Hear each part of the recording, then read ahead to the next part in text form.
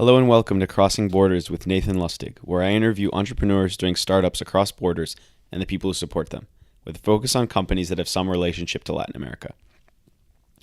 If you're new to the podcast, be sure to check out episode 2 with Adrian Fisher, who went from selling hot dogs to raising $3 million, and episode 5 with Devin Baptiste, co-founder of one of the most diverse startups in the world. My guest today is Nora Leary, co-founder and head of marketing and business development at Launchway Media, a marketing agency that works with global startups launching in the U.S. Nora and I talk about her journey from the U.S. to Africa to Latin America, then to leaving a job in Latin America to start her own business. Nora lived in Buenos Aires and started her own business there with 2 female co-founders, and then moved to Medellin to continue to expand the business. We cover cultural differences between doing business in the U.S. and Latin America, what it's like being a female founder in tech in Latin America, practical tips for getting PR in the States, getting into a U.S. accelerator from Latam, and tools and tricks you need to be successful launching in the U.S. market, and also Emojis. I've been working with Nora and her team for a few months now, and it was great to finally get to connect outside of a pure business context. I hope you enjoy our conversation.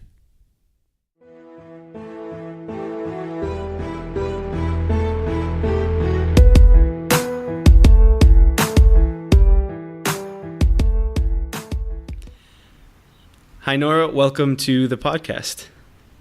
Thanks for having me. Awesome. Yeah, it's great to connect. So where are you in the world today? So I'm in Medellin, Colombia. Awesome. Yeah, I was just there about 3 weeks ago. It's a great city. Yeah, it is. So what brought you to Medellin? So for the past 6 years, I was living in Buenos Aires, Argentina, and I decided it was time for a change. My husband's also Colombian. He's from Bogota, but I thought that Medellin was a good city in terms of weather. There's a lot of startup innovation here. It's a bit smaller than Bogota, so we decided to move here. Awesome. And so you said you were in Buenos Aires before this. How long had you been in Latin America? So I guess it'll be 7 years. And where are you from originally? I'm originally from Buffalo, New York, Mm-hmm. and I was living in D.C. before I started, before I moved abroad. Interesting. So yeah, you've been in Latin America for about 7 years. I'm about 7 as well, like 6.5. So we're about the same level of experience here by now. Yeah. And so Awesome. what brought you to Buenos Aires in the first place? So I first came down to do Princeton in Latin America, and so that was the original reason why I moved down. And the plan was to stay for a year.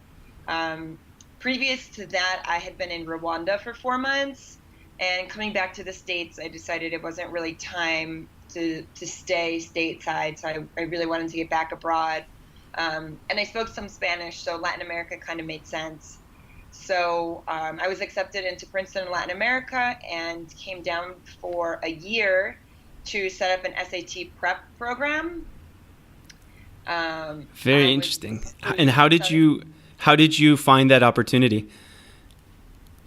I found Princeton in Latin America through a friend of mine. Mm-hmm. They had recently, so I did it, I guess it was 2010, and they had recently opened it to other graduates other than Princeton. I went to Georgetown, so I have an international relations background, so it kind of made sense for me. Interesting. And so you were in Argentina, then you're in Colombia. You worked with the Princeton, helped setting up the SAT prep course. What did you do after that? So setting up that course was, I was just wildly unprepared. I was really young, and I didn't really understand what it takes to do business in Latin America. So I was also teaching English on the side, and then I met someone who had set up a design and development shop. And my background is in PR and marketing, so I'd been working in a PR firm in DC. So I said, why don't we launch the marketing side and offer, you're building these websites and applications, we can offer marketing and PR as well. So we started just doing kind of some friends who had startups and that really took off. And so I was there for about 3 years, and then sort of realized that we didn't have any overlapping clients, and it was two different entities. So about a year and a half ago, two other co-founders and I decided to launch Launchway Media and just focus on digital marketing and PR. Awesome. Yeah. And we've been working together for a couple of months so far, and you guys have a pretty interesting focus in Latin America, but with companies that are selling outside of Latin America, right? Exactly. So we target companies that are launching in the States, startups or small businesses. And then lately we work a lot with U.S. companies that have Latin American founders. We've worked with a few that are in Miami and that kind of go back and forth. Miami is a great bridge between Latin America and the States. So most companies sort of have a Latin American tie, and they're all in different degrees of launching and kind of taking off. Yeah, it seems like that market's been growing. I mean, how have you seen it from when you first started with the dev shop back a couple of years ago towards now? Have you seen it going faster, about the same, things changing? Much faster. Definitely faster. I think now that there's so many different accelerator programs, and they've opened up applications to allow more Latin American companies to come in. So I actually I had a client called Video, and they're an animation video creation platform, and they were the first Argentine company accepted into 500 startups. Mm-hmm. And that was maybe it was 2012. So it's pretty recent that these kind of companies that are founded in Latin America are going into those kind of programs. But now there's so many more, and I think that it's great to get a diverse group of startups for the accelerator programs, and these startups really understand how to do business in the States by doing a program in the U.S. Yeah, it's a model that we really like at Magma. But I'm going to jump into that a little bit more in a minute here, but I wanted to go back to something you said about when you were working first in Latin America, and you said you were wildly unprepared for the business, that it was the cultural differences or the business climate differences. What kind of stuff did you run into, and was it Argentina specific or Latin America in general? So I think both. The biggest thing is I think doing business is much more traditional here. It's a lot of face-to-face meetings. It's a lot of word of mouth. It is sort of who you know and getting in touch with the right people. I also went down I went in November, and in Argentina, everything shuts down in January and February, so it was impossible to really work. Mm-hmm.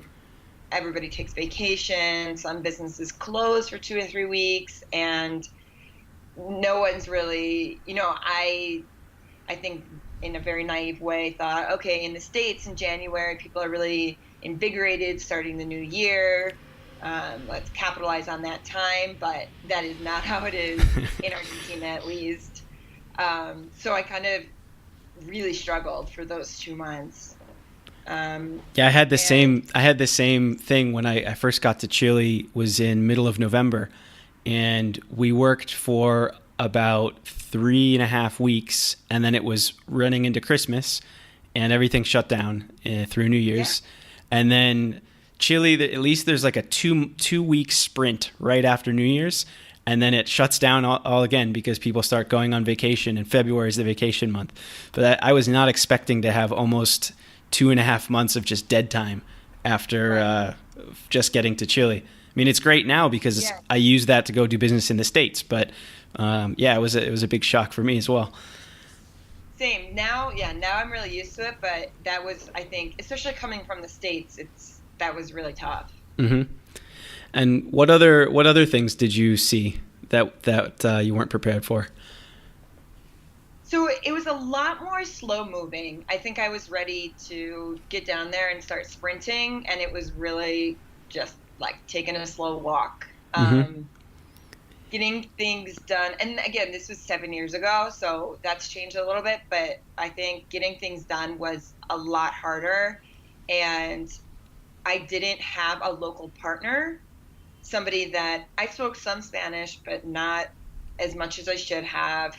I did not understand basically like just not much. And I didn't really have any resources either. I think that not having somebody that had, done business in Argentina or even a mentor, anybody, just kind of made the whole thing collapse. After I sort of finished my fellowship, they did hire somebody locally, and she really got the company up and going. So I think there was a market for it, but I was just not the person to find that market. Yeah, I mean, it's a huge ask for anyone from any country to get dropped into a new culture and be expected to hit the ground running. I mean, we see that with, so going back to, you're helping companies that are either Latino founders or Latin American founders in the States, or Latin American founders that are going to the States, sort of negotiate that their culture shock or those cultural differences going to the States. What kind of things do you see with your clients that maybe they didn't understand about the US, either for good or for bad?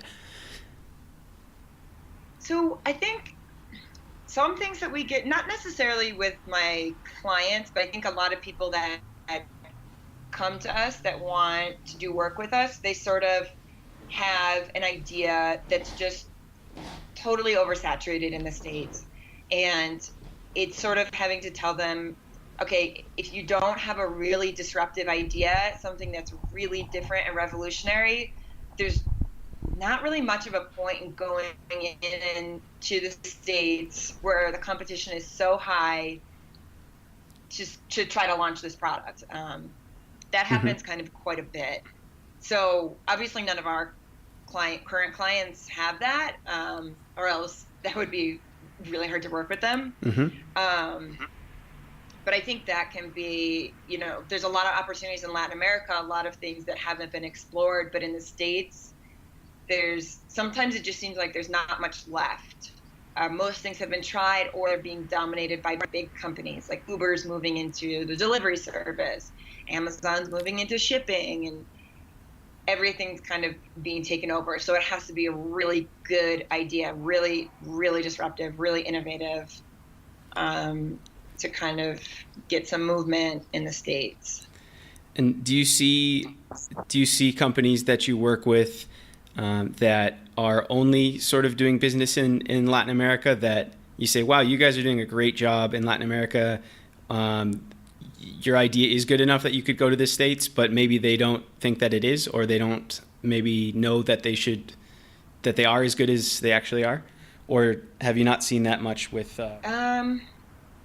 I think not with current clients or anything, but we do meet with a lot of startups, and we do free consulting. Just if they think, okay, this is what we have, we'll help them with some competitor research to see, okay, is this a good idea? Some do sort of flip and say, all right, let me launch in Latin America first, and then let's get back in touch in 6 or 9 months or something when we may be ready for the States. Because sometimes the technology might not be ready. So it's better to sort of beta launch in a market that you know, rather than going into a market that you don't. So I think that does happen. But then there are a ton of, really successful companies, like the company Let Go. They just raised $175 million.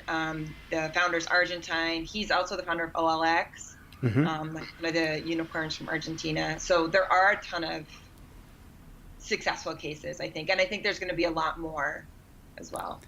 Yeah, I think there's definitely a trend of Latin American entrepreneurs either building teams in Latin America but attacking the U.S. market, or just saying, you know what, I'm going to the States. I'm good enough. I can compete in the top league. Let's do it. Right. We're seeing more and more of that in Chile and in Colombia, a little bit in Mexico. For your business, do you have a country where you have a couple top countries where you have most of your clients are from, or is it pretty spread out? Definitely Argentina. I think because we spent so much time there that we really got into the startup community there, which is really close. We've never actually done sales. We always go by referrals. And I think getting our start in Argentina was great, especially in Buenos Aires, because people are just so willing to help and so excited about what we're doing. And even if they couldn't hire us, they always put us in touch with people. So Argentina is definitely our number one. And I think it's sort of no surprise out of, I think there's 9 unicorns from Latin America. 4 of them are from Argentina. The country just passed, the country just passed that new law where you can start a business in a day. So there's a lot happening there. And I think, most of the team is there anyway. I think it'll continue to be a big place for us. I'm definitely interested in getting more into the ecosystem here in Colombia. I think there's so much going on, as well as Puerto Rico and Mexico. Yeah, it's really interesting. I mean, I always say, and no disrespect to our Chilean, Colombian, Mexican, Costa Rican, and U.S. co-founders in Magma, but the Argentine founders that I've met and Argentine entrepreneurs seem to be the best from Latin America. The problem has been just Argentina itself. There's just a lot of great people there, and there's been a lot of really good Argentine entrepreneurs that have done well in Mexico, in Chile, in the U.S.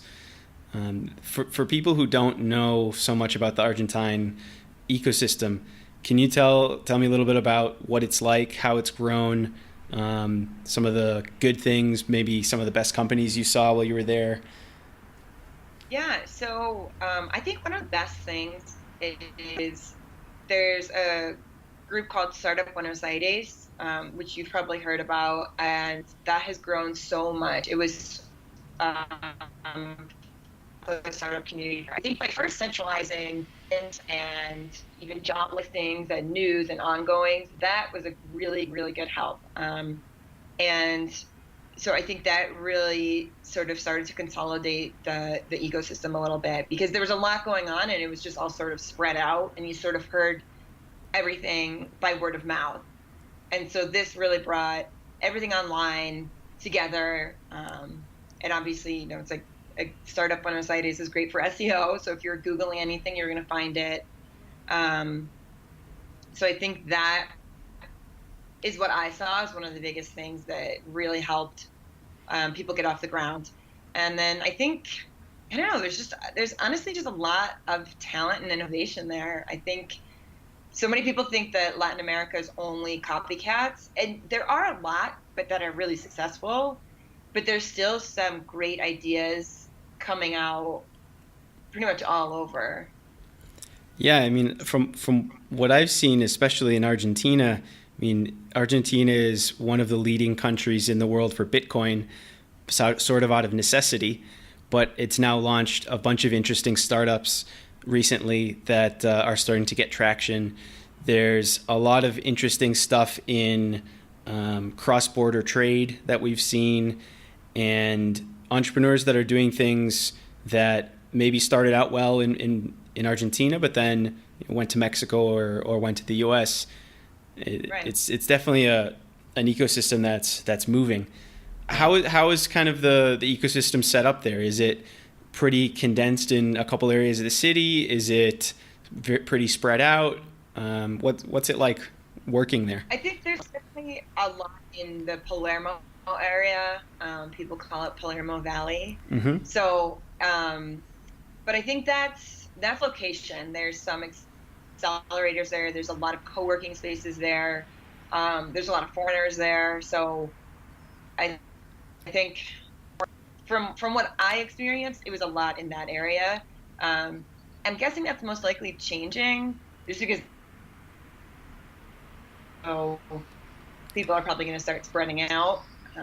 But for the most part, I think a lot is condensed there.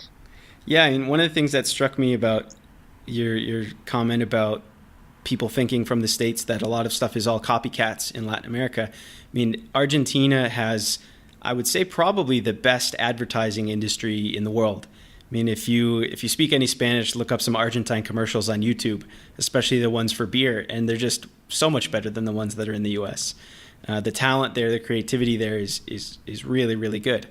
And what we've seen is from some of our portfolio companies that do business using Argentine creatives, it's really, really, really high quality and for a lot less than you would pay in the US. Did you guys see similar while you were there? Oh, absolutely. I think that's definitely one of the areas. And I think there's a lot of really strong developers there as well. Mm-hmm. And definitely both of those industries you can just find such top talent in Argentina. And how about Colombia? You've been there for a little bit now. What's the ecosystem so far that you've seen, either just in Colombia in general or more focused in Medellin? So far, it's really good. It's definitely, I mean, it's smaller. There's less people, and I have spent most of my time in Medellin. But I think there's a really good culture. I'm proud of a group of women entrepreneurs in Medellin, and that's been a really strong group that's growing a lot. As you know, Latin American's more traditional, and it's, I mean, unfortunately following in the steps of Silicon Valley, where it's mostly male founders, males getting funding. So I think this group it's a mix of foreigners and nationals that are really trying to empower women. And every event I go to, I always walk away with great advice and really helpful tips about working here or being put in touch with someone. And I always try to offer the same, of course, but I think that's something that's going to be really interesting to watch. So you mentioned, that Latin America is sort of falling into the Silicon Valley model with more men than women. What kind of experiences have you had, both good and bad, with being a female founder? And I think you have two out of three, or all three are female founders of your business? All three. Yeah, all three. Co-founders. Yeah. So what's it been like being female founders in Latin America? It's tough. It's honestly tough.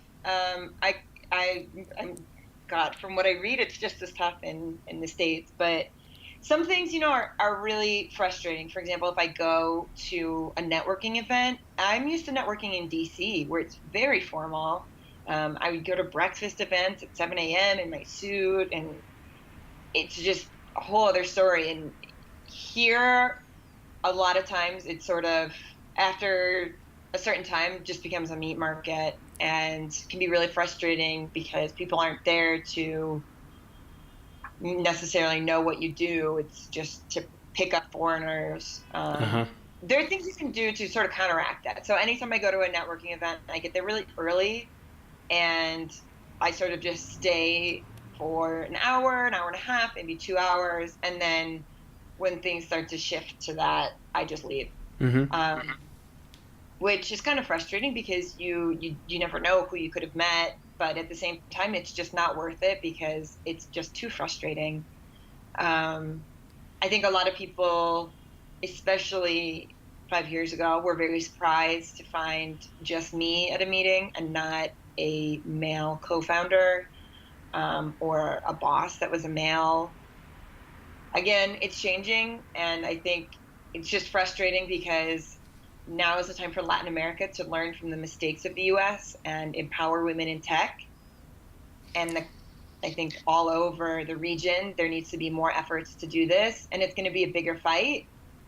But if we want to avoid those numbers that are in Silicon Valley, then now is the time to start that change.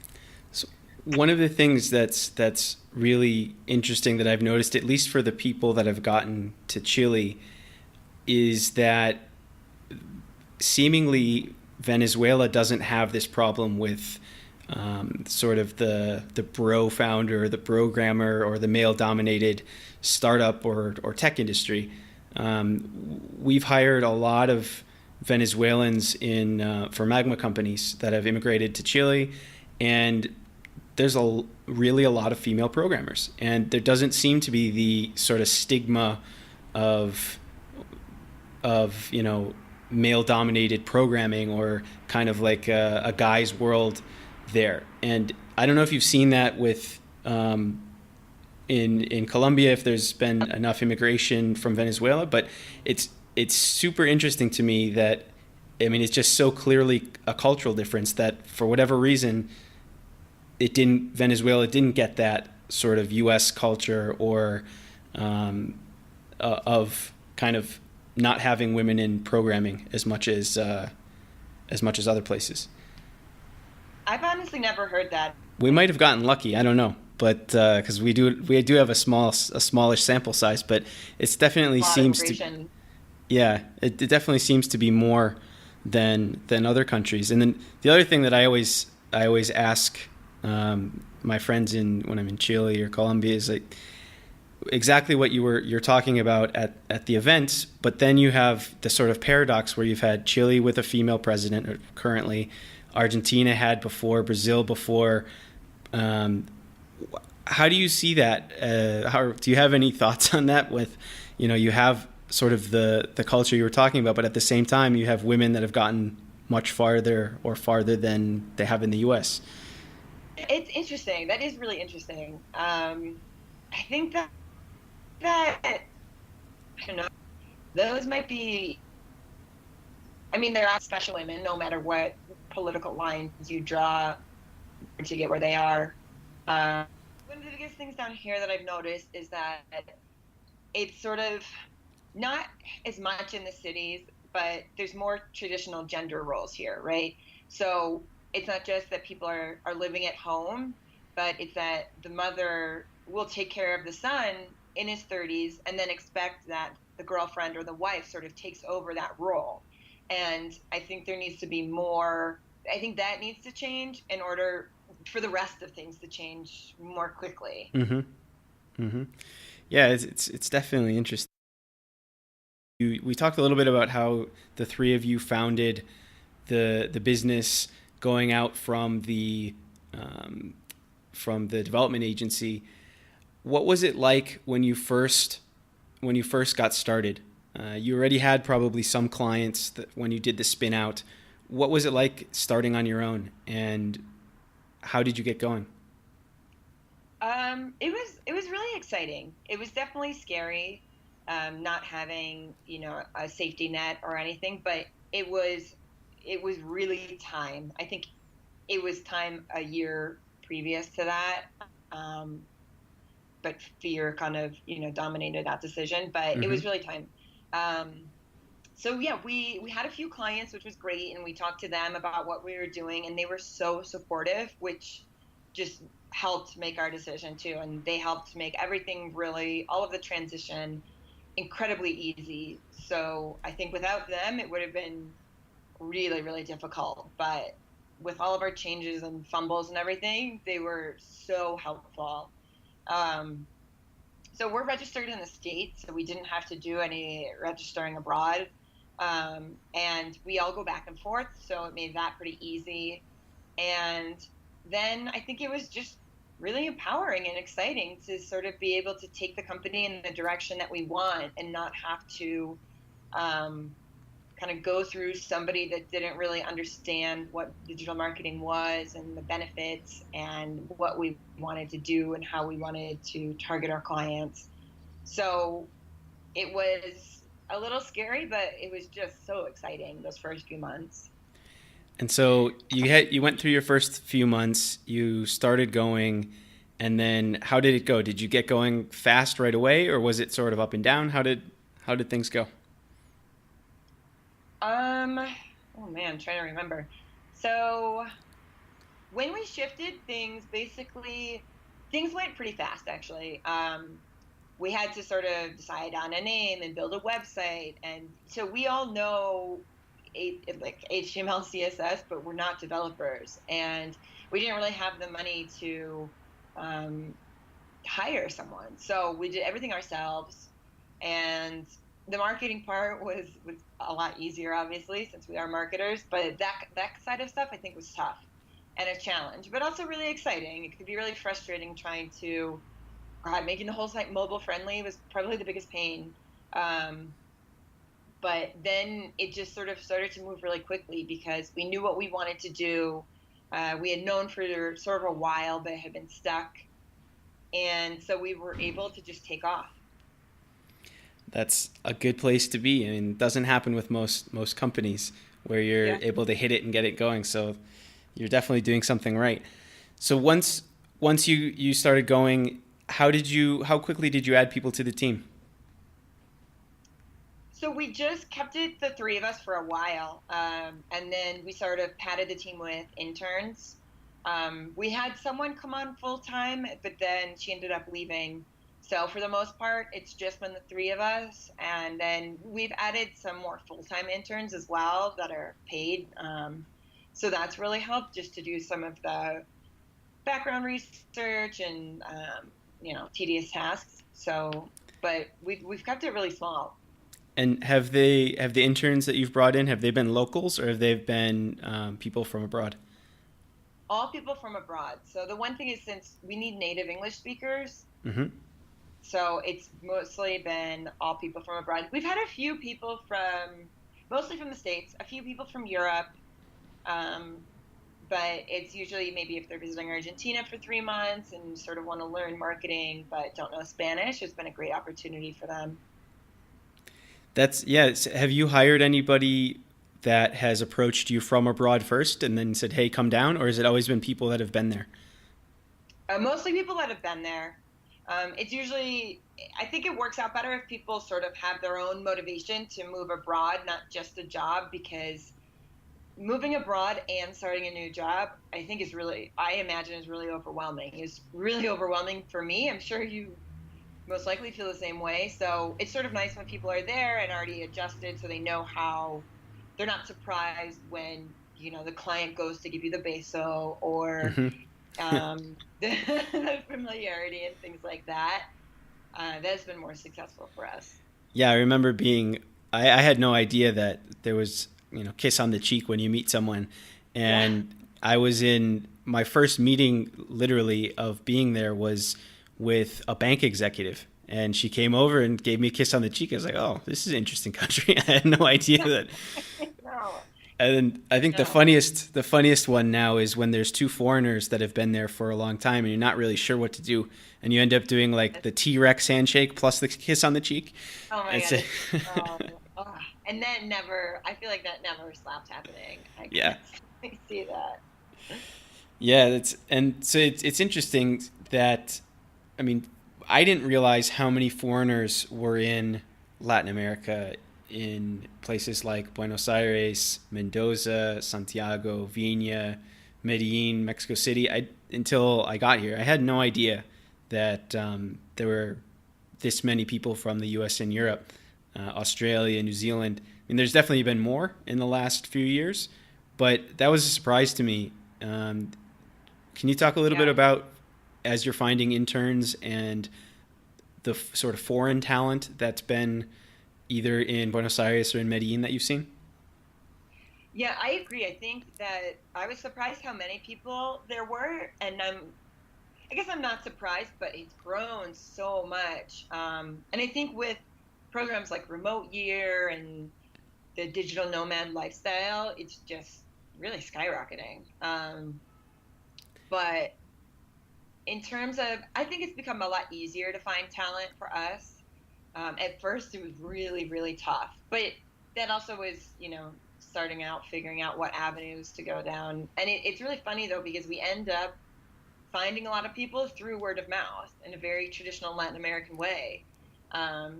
When we're hiring, we always throw it up on Craigslist and LinkedIn and all that stuff. But usually the people that we bring on is sort of a friend of a friend or an ex-coworker of somebody.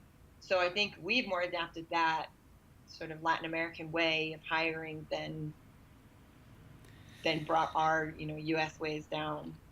Yeah, we've done sort of a mix. We have a lot of inbound requests from people in the U.S. and Europe that are thinking about making a change, or maybe have been entrepreneurs themselves and want to come down and live in Latin America for, call it, a year, and they want to make some money, do something interesting, but sort of their number one thing is I want to be in Latin America.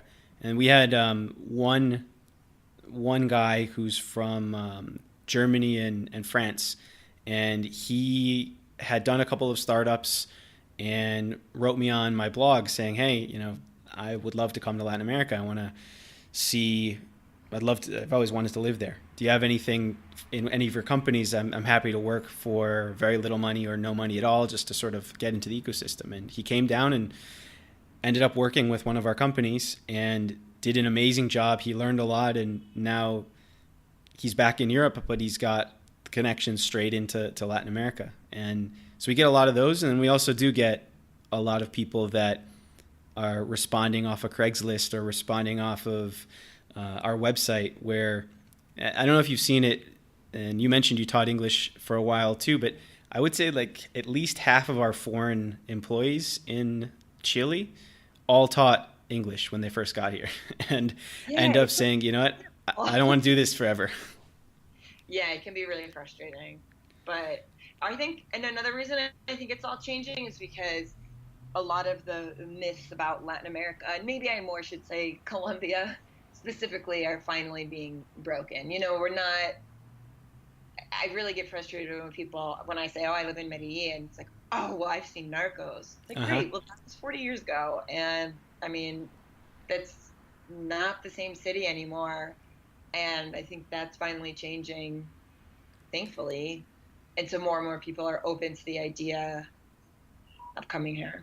So, I mean, Medellin is maybe my number one favorite city in Latin America. It's definitely in the top 3, if not number 1. So can you talk a little bit about the changes that have happened, what it's like for people who don't know anything about Medellin or just Colombia in general? Yeah.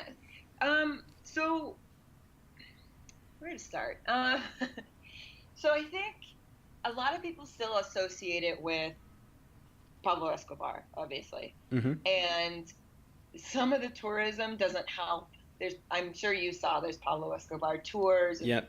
I mean, he still does, strangely, have an influence on the city. So right next door to me is an abandoned building, and it was owned by him and then passed down to one of his drug lords who's now in hiding. So nothing's happening to this gorgeous building in Poblado. Mm-hmm. And just fine. Now we use it to take our dogs to there's a field there. So fine by me, and there's no construction noises. But there's also a huge park, and no one does anything with it because it's still owned by him, and they're figuring all that out, which is incredibly frustrating because, again, I could have a great dog park. But that being said, I guess in terms of the drug trade, it's a lot quieter.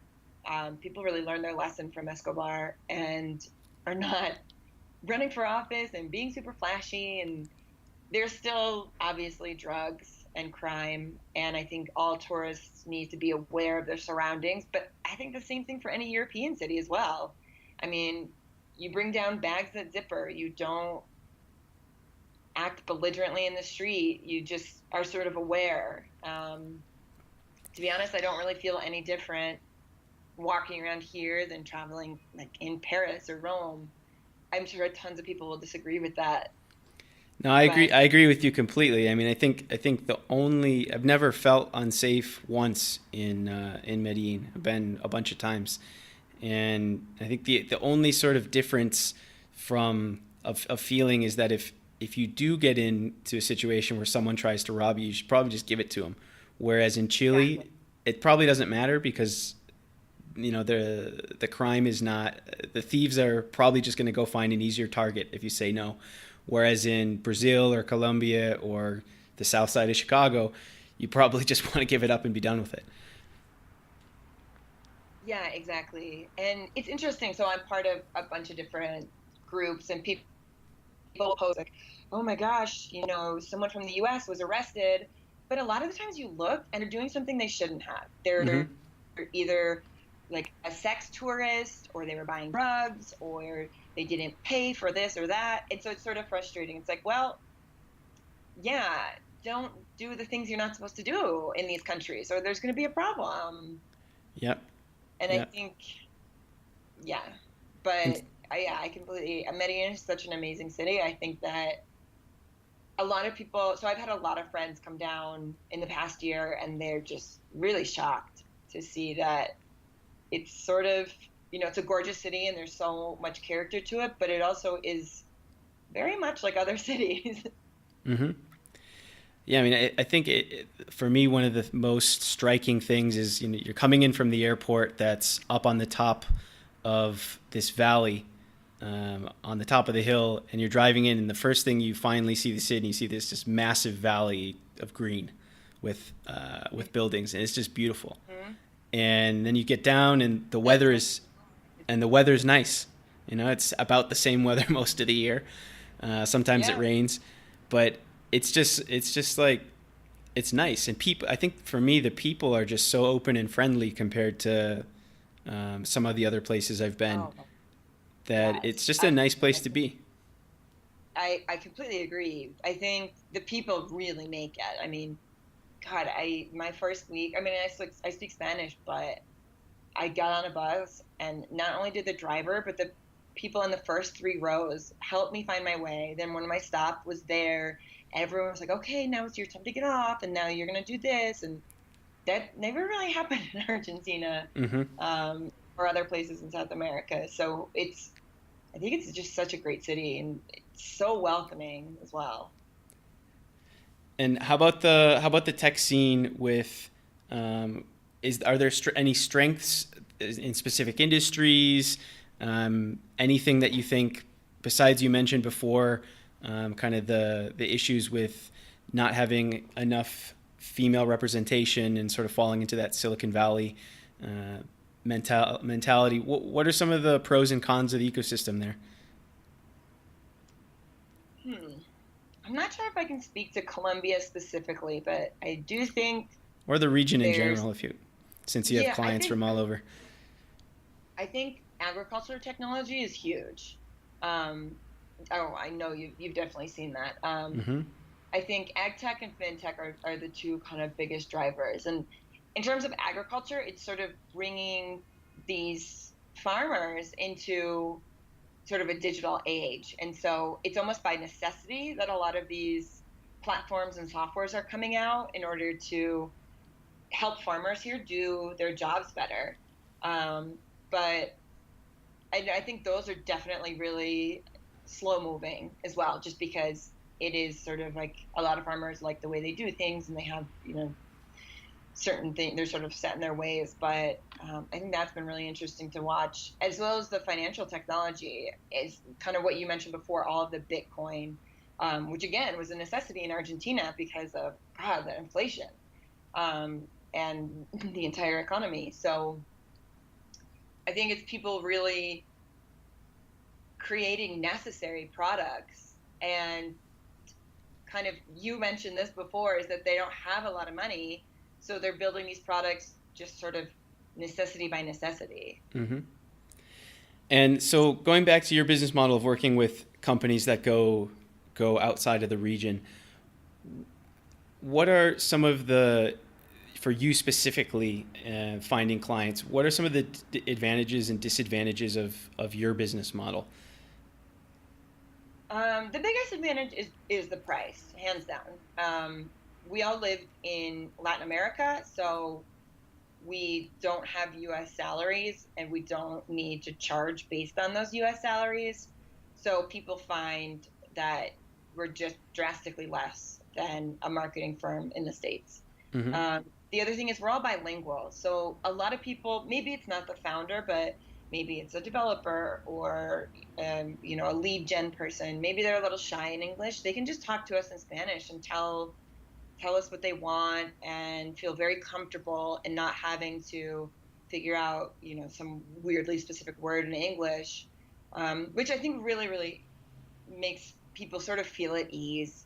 A lot of times with our clients, they'll just speak Spanish to us and we'll just speak English back, and it just works really, really well. So I think those are probably the two biggest advantages. Also that we've all been living in Latin America for so long, so we understand if a client gets really quiet in January, we know, or mm-hmm. we're ready to expect that. So in December, we might kick it up and say, okay, here's what we're going to need you guys to approve. We know you're going to be gone. So, and we get it. We can handle everything. We need A, B, and C from you, and, go enjoy your summer. Mm-hmm. How about the disadvantages? What makes that business model harder than maybe either just operating in the U.S. or just operating in Latin America? The hardest thing for us is startups run out of money. Mm-hmm. We don't have control of their burn rate. We don't know what they're spending on what. So, I mean, it's happened a lot of times. I'm sure it'll happen again that people sort of just say, all right, we're out of money. And marketing's usually the first to go. So, and that kind of stinks, especially because we build really strong relationships with our clients and we really like them. Everyone we work with is just really smart and interesting that if we have to sort of end the relationship, yeah, it stings financially, but it's also kind of like, wow, we were working on that technology or that project for so long, and they get really invested in it. So, well, you've done a good job picking clients then, because I think talking to other people who do either tech development or PR marketing, they a lot of times will complain about having clients that are annoying or expect too much or whatever. Did you set out as a strategy to only work with people you found interesting and were good clients, or did it just sort of happen that way? I think it sort of happened that way. And now we try to be really transparent and data driven and kind of say, this is exactly what we're going to do for each of our clients. We lay out exactly what we're going to do.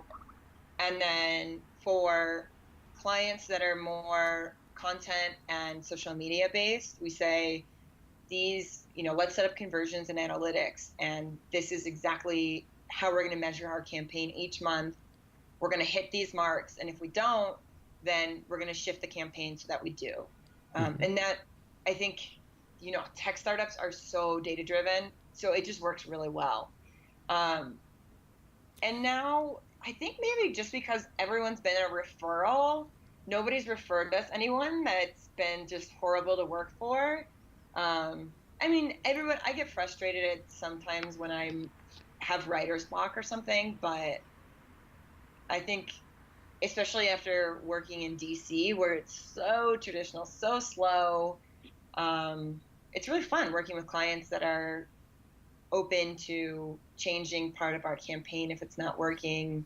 They're really open to our ideas, and maybe it's because there's less hierarchy that it works so well, but no real big complaints there. That's really good. So let's jump into some more specifics. So, what if I'm a company that is a tech startup that's in Latin America or even just outside of the United States, to be even more general, and I want to get into either PR in the States, in the tech media, or in the media in general, or I want to find clients and I'm going to use a PR and marketing strategy to do it, or I'm trying to raise money in the US. What kind of tips or what kind of a plan would you put together for a company like that? And what would it look like? So I think establishing a presence in English is pretty big. And that means having an SEO-driven content strategy. We usually think it's a good idea to sort of make somebody the face and sort of the talking head of the company. It can be a little tricky when we're trying to brand 3 people, let's say. Mm-hmm.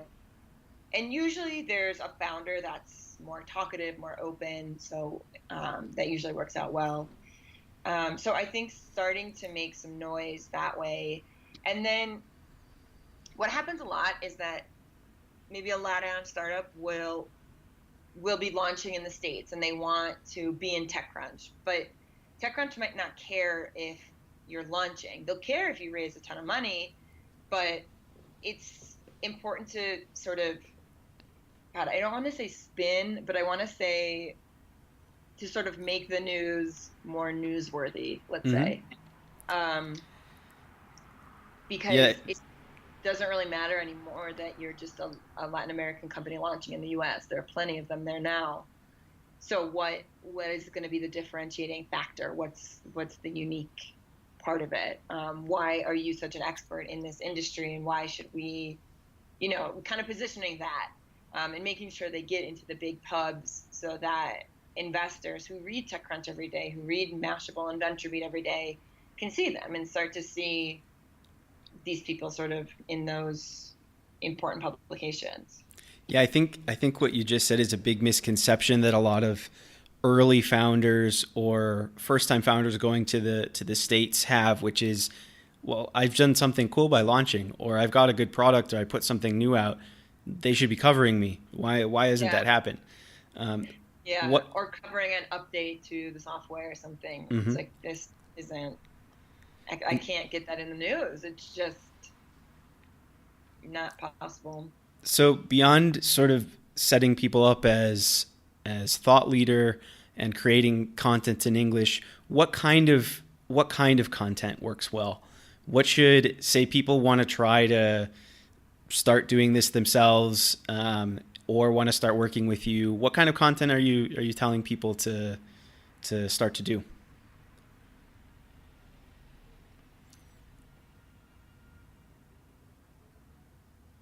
So I think, so that means figuring out that customer's pain points, seeing how they're being currently addressed, and how your company, your software, your platform can address them better. And I think doing that sounds really simple, but doing that in a way that engages everybody is actually sort of hard to do. And mastering that by looking at other successful companies is what I would tell startups to do. Making sure that it's very well written, it reads really well. It doesn't necessarily have to go in TechCrunch, but it needs to be read and shared by the potential customer. Yeah, and I always tell our teams it's better to have 100 people that could be your client read your article in some obscure blog than 1,000 people where maybe like 2 of them are actually interested in buying your product. Right, exactly, which is why I think a lot of our clients are surprised when, if we place something in a small blog, maybe that converts a lot better. I mean, it doesn't really matter how many people come to your website, but how many people downloaded the app.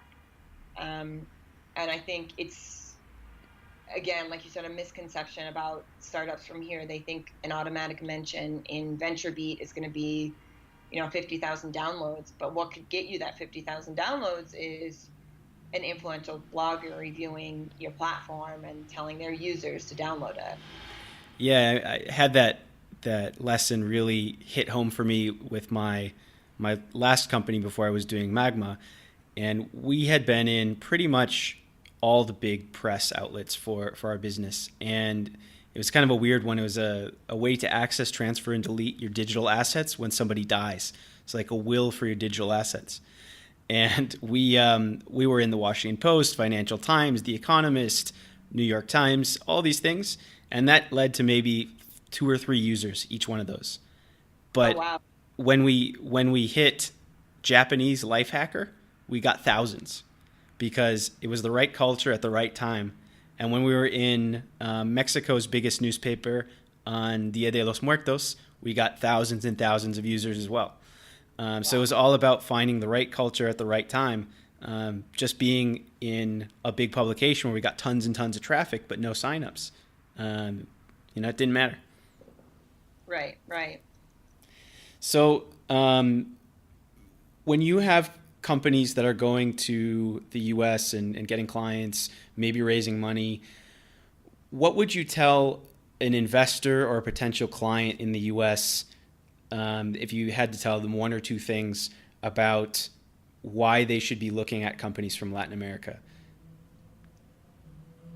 I think that,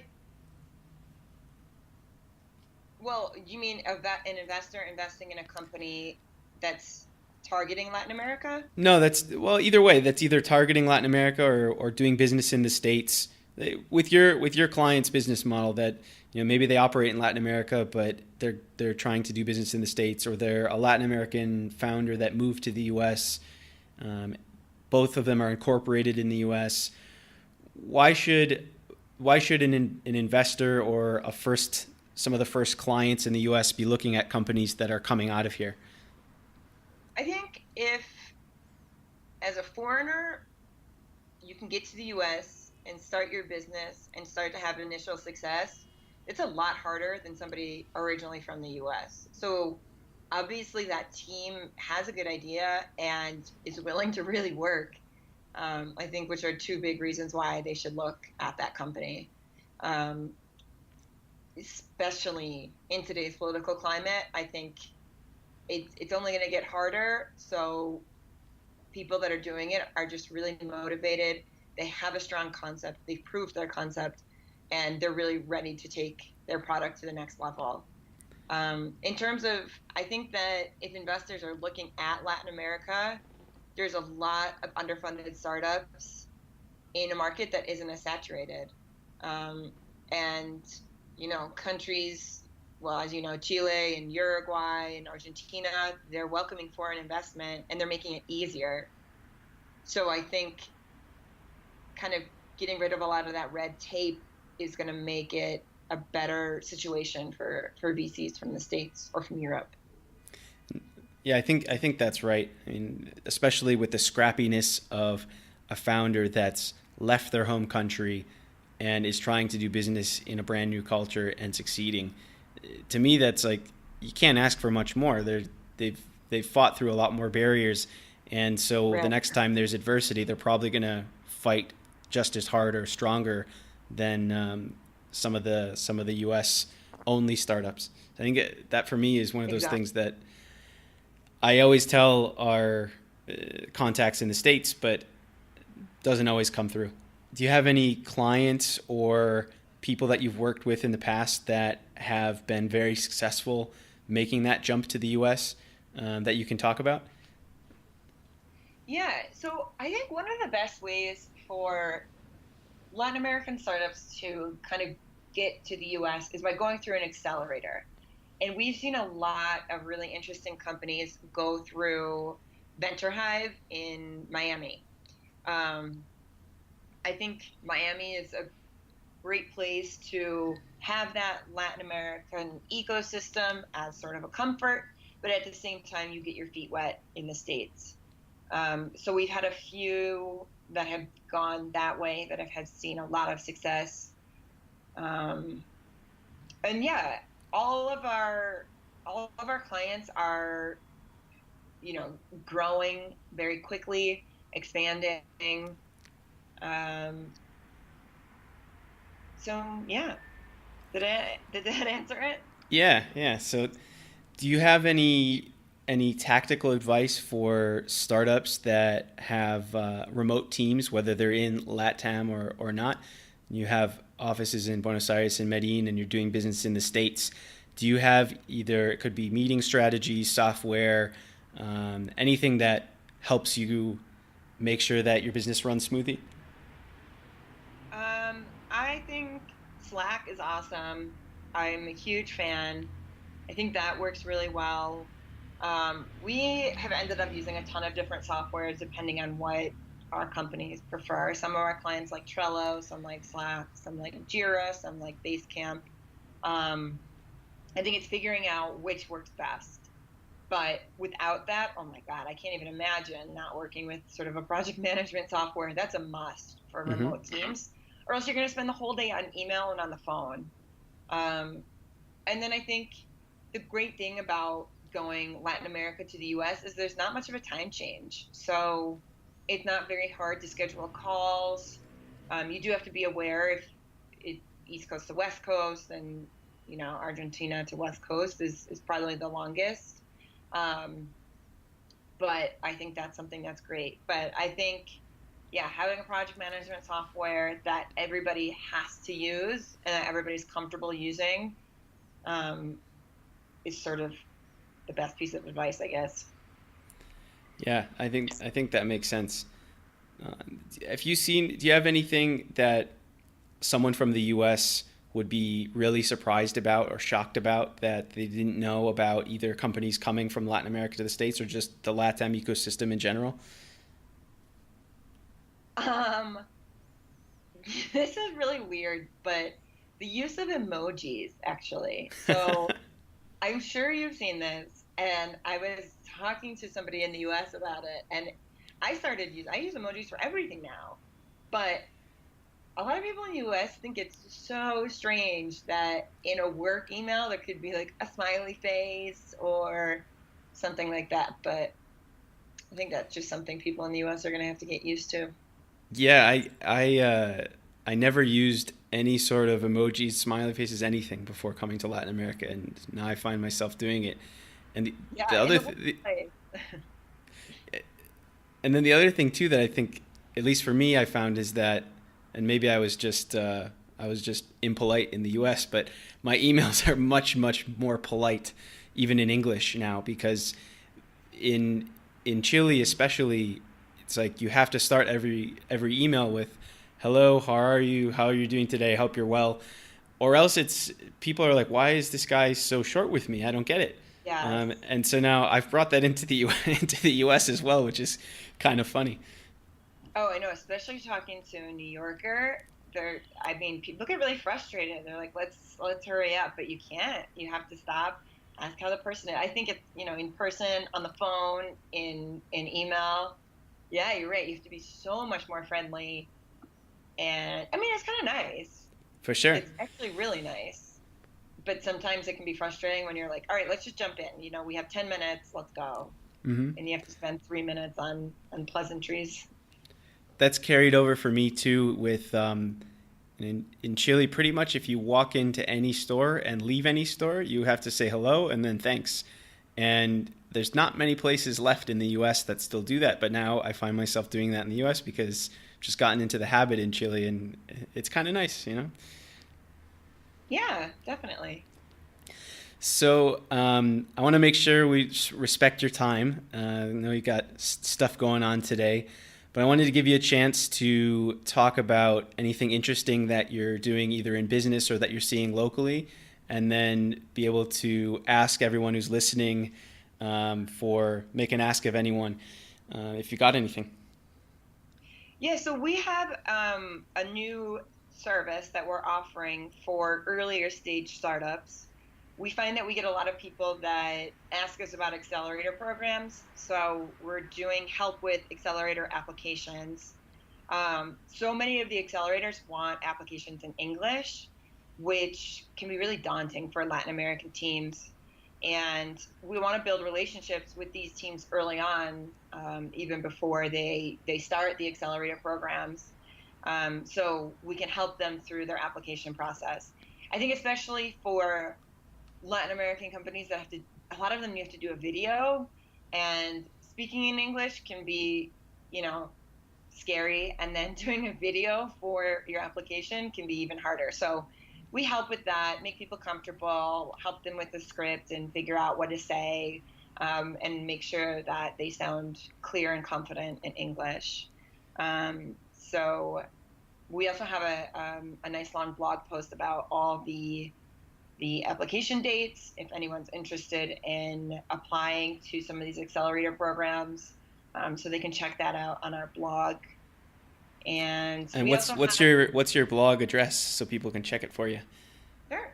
If you just go to launchwaymedia.com/blog, you can scroll through all of our posts about disruptive companies in Latin America, tips and company news, advice for global startups, and then there's some just marketing and PR tips.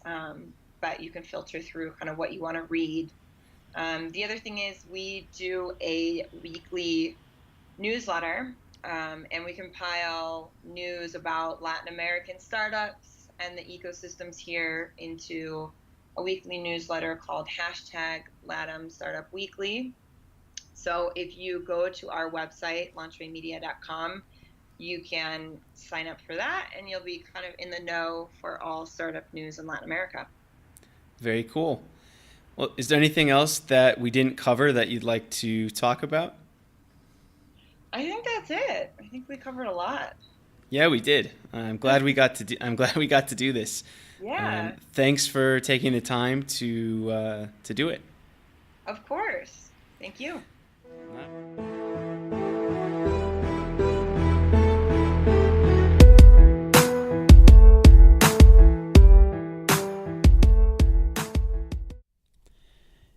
Thanks again for listening. If you enjoyed my conversation with Nora, please be sure to recommend Crossing Borders to a friend and rate us on iTunes and Stitcher. Also, you can check out previous episodes and learn more about each of the episodes at nathanlustig.com.